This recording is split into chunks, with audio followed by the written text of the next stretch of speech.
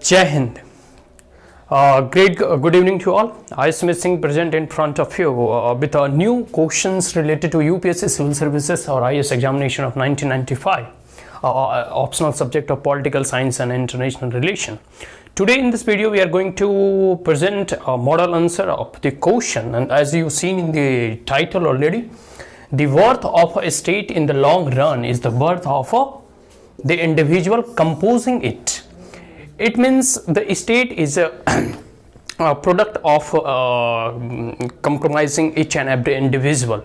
If any individual is very intelligent, very rich, prosperous, you consider the very prosperous society lead to a prosperous country. In the same way, if any state individuals or any state citizen, any state peoples or any people which belong from any country, like the Americans who were the very rich, intelligent, scientifically, politically, socially, culturally.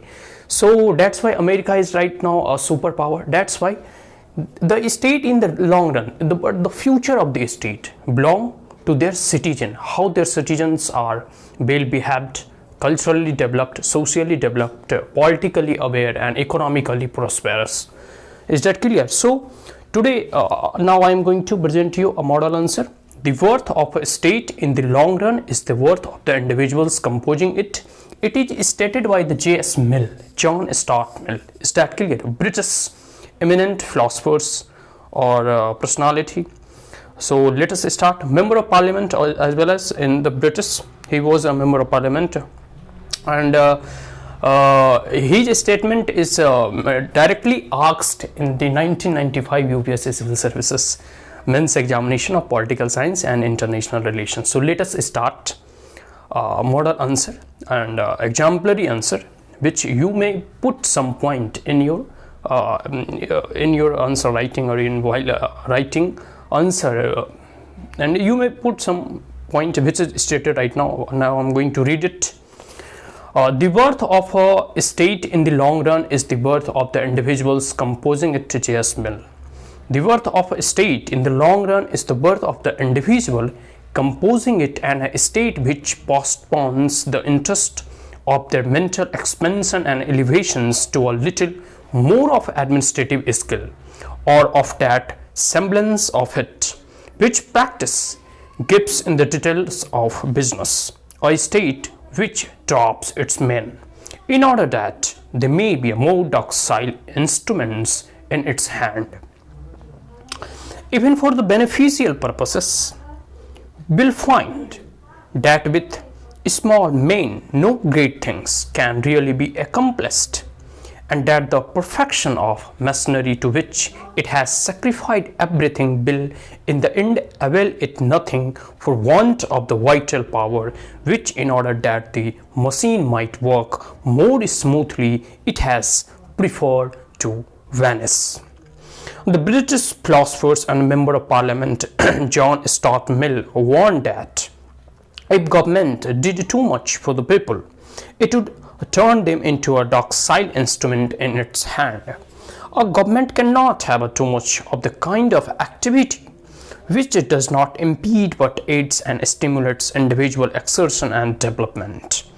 And the mischief began when, instead of calling forth the activity and powers of individuals and bodies, it substitutes its own activities for their, and when, instead of informing, advising, and upon occasion denouncing, it makes them work in future or bid them stand aside and does the work instead of them.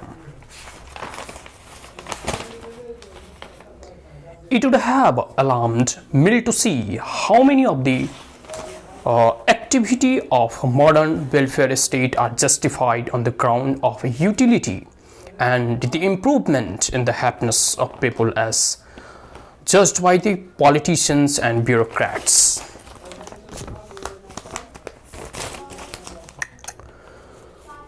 This is exactly what he warned against in his book on Liberty in 1859.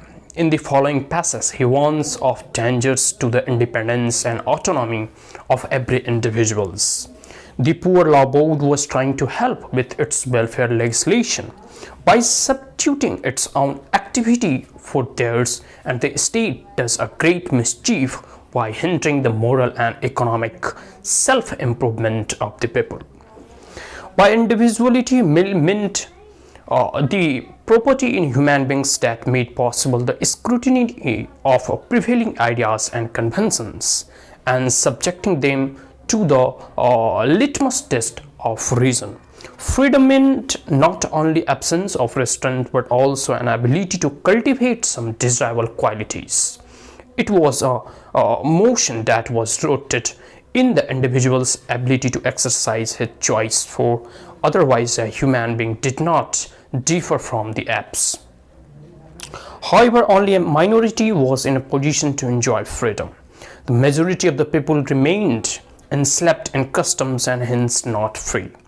Mill in reality was a prophet of an empty liberty and an abstract individual by which an individual able to develop themselves fullest of their potential. J.S.Mill thought and activisms could be distinguished from those his predecessors within the liberal tradition because of his application of the principles of liberalism to the questions of women. For Mill, it's half of the population that is worthless. How the state in long run become worthful? For every individual, either man or woman, must enjoy equal position in a state. So improving women's position by giving them a suffrage, education and employment opportunities was a stepping stone to progress and civility. Mills rightly regarded improvement in the individual position of women as a concern not restricted to women alone but for the entire state or the entire humankind. Every individual enjoyed a greater freedom of choice to pursue his own life and improve his faculties. However, women were continued to be denied this opportunity. Give the women equal status. They will also make the nation stand and proud and contribute the nation in the long run. Mill was also convinced that if a suitable domestic help was made possible, then women, in particular the talented and exceptional ones, could take up the profession or vocation like wall stonescraft and fuller. He urged that the dignity of a woman was granted if she had the power of earning her own living. A married woman would have the full right in her property and earning. She would have the right to enter a profession or to take up a career. Women, he pointed out, were fully capable of becoming the business partners, philosophers, politicians, and scientists. Mill saw the worth of every individual. He defended the right of individual women who wanted the opportunity to choose a life other than the motherhood and marriage. He believed that the ordinary individuals, every man and woman, were slaves to customs, and it was necessary to remove the legal barriers which restricted women's opportunities. After getting equal opportunities, they will use full of their potential as individuals. They also contribute to the progress and prosperity of the nation in the long run. Mill regarded representative democracy as necessary for progress, as it permitted citizens to use and develop their faculties fully. It promoted virtues, intelligence, and excellence. It also allowed the education of the citizen, providing an efficient forum for conducting the collective affairs of the community. What are the goal of government? Making the citizen intellectually and morally better. Again, it is a representative government that is based on the combination of participation and competence, which is able to improve the quality of its citizen in the mental, moral, and practical aspects. Now, if we put a question mark, why is it important to protect individual liberty? When individuals make their own choices, they use many of their faculties, the human faculties of the perception, judgment, discriminative feelings, mental activity, and even moral preferences are exercised only in making a choice. The mental and the moral, like the muscular powers, improved only by being used. He who chooses his plan for the himself, employ all his faculties. He must use observation to see reasoning and judgment, to foresee activity to gather material for decision, and discrimination to decide. Firmness and self-control to hold to his deliberate decision. Individuals who act in a certain fashion only because they have been told to do so do not develop any of these faculties. Mill stated on economy and the state. He insisted that while increased production was important for poor countries, it was better distribution of existing wealth that mattered in advance to one.